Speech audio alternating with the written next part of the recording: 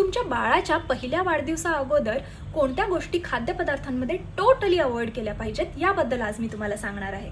चला तर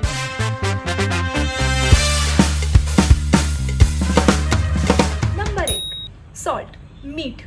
1 वर्षाच्या आतील बाळांमध्ये किडनीज या टोटली डेव्हलप झालेल्या नसतात, त्यामुळे एक्स्ट्रा सॉल्ट लोड त्या घेऊ शकत नाही आणि हे वय जे असतं ना यामध्ये चव डेव्हलप होत असते.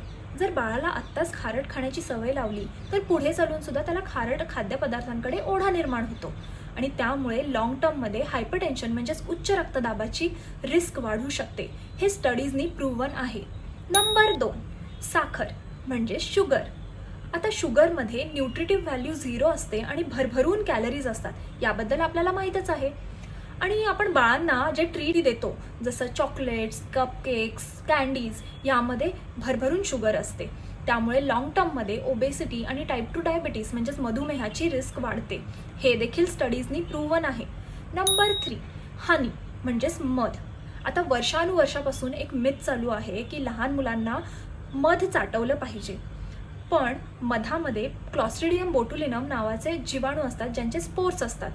बाळाची पचनसंस्था आणि इम्युनिटी या स्पोर्सच्या अगेन्स्ट लढा देण्यासाठी तयार नसते, त्यामुळे बाळाला इन्फंट बोटुलिनम नावाचा एक गंभीर आजार होऊ शकतो. हे टाळायचं असेल तर थोडं देखील मध बाळाला तुम्ही नाही दिलं पाहिजे. नंबर 4, मर्क्युरी कंटेनिंग फिश आणि सी फूड.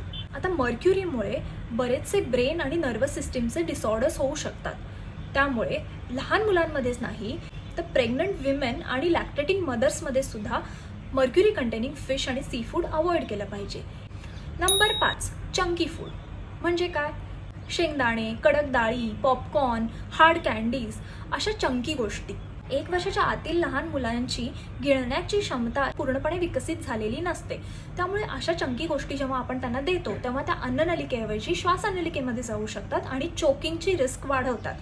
हे अवॉइड करायचं असेल तर तुम्ही त्यांना फिंगर फूड म्हणजे अशा रीतीने लांबसर काप केलेले फळं आणि भाज्या त्यांना द्या.